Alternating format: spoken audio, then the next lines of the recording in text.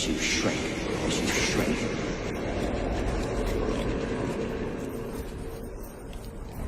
Everything that you know, and love, gone forever.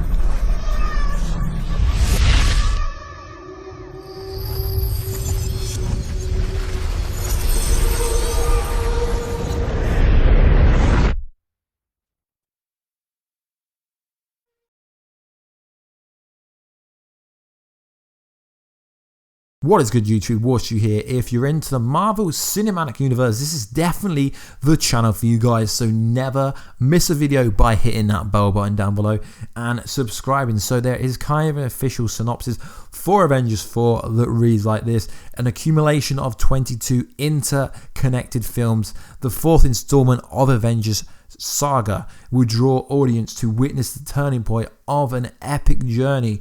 Our beloved heroes will understand how fragile this reality really is, and sacrifices must happen in order to uphold it. So there's going to be death richly confirmed. So a recent leak said that Iron Man is going to reassemble, Avengers Assemble, that's why the title's not going to be Avengers Assemble for Avengers 4. And he's going to decide to build his own Infinity Gauntlet to kind of own Thanos and undo everything that Thanos did. They're going to recruit Antman to time travel through time and space using the quantum realm to retrieve the Infinity Stones, obviously from different time periods. This makes all set based on the set photos, and it also makes sense if you look at Deadpool 2, you look at the thing Cable's got on his wrist. It looks very similar to all the silver wristbands that they're actually having in the kind of set photos from Avengers 4.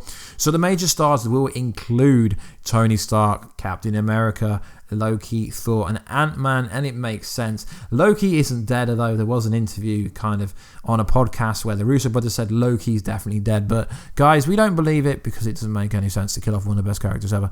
So obviously, at worst case scenario, they will be traveling in time back to when Loki had the Space Stone, I presume, via the quantum realm. So the Ant-Man movie is shortly coming out, unless you live in England for some reason because of the World Cup.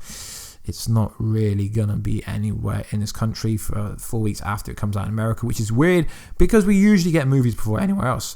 So Ant-Man is key to defeating Thanos. So obviously Ant-Man during Infinity War wasn't affected, which was kind of strange, and he wasn't there. A bit ironic, if you ask me. He was on house arrest due to civil war. So the quantum realm was introduced in the Ant-Man movie. It's a reality where all concepts of time and space become irrelevant as you shrink for all eternity. The realm is accessible by a subatomic shrinking via particles. Hank discovered that it allows for Ant-Man's size manipulation, but can also be entered by magical means like the sling ring, as Doctor Strange has showed it before. The quantum realm is an unexplored dimension, but traveling safely through it could breach other places in time and dimensions within the multiverse. Hank's wife, the original Wasp, has been lost in the quantum realm since the late 80s, and essentially that will be a big plot point of that movie.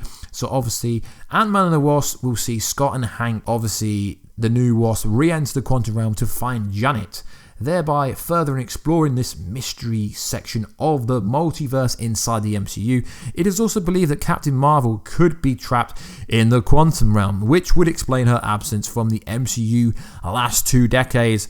But I've got a funny feeling it's got something to do with the Skrull Wars. So how the quantum realm connects to Ant-Man 2 and Captain Marvel. Ant-Man and the Wasp. Hank seems to have perfected his technology that it will allow for safe travel through the quantum realm via a size-changing experimental vehicle. This could end up being a crucial development for future MCU properties.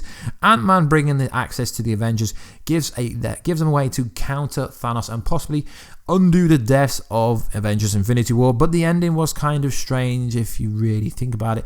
Thanos possesses ultimate power, ultimate wisdom, but after all, he's only one entity and he thinks two-dimensionally. So he thinks 2D, not 3D. The power of the Infinity Stones grant him greater planes of knowledge, but ultimately he wouldn't know and he wouldn't expect the heroes to be able to travel through other dimensions. The Mad Titan is overconfident that he's already won. So I feel like Ant-Man is going to be key to bringing back my boy Tom Hiddleston, aka Loki. He's also going to be key for them building this Infinity Gauntlet, and it's just going to be key overall because a lot of people undervalue Antman, as Antman is pretty cool, although his powers are kind of not OP, but the quantum realm will be the key to Avengers 4. Obviously, the bath technology will allow them to experience scenes that happened before, but I mean, if you look at the set photos, you look at the fact that Ant-Man's going to be there. Ant-Man 2 is about bringing back the original Wasp. The quantum realm's going to have to show up, so it's going to be very interesting to see how they do use the quantum realm.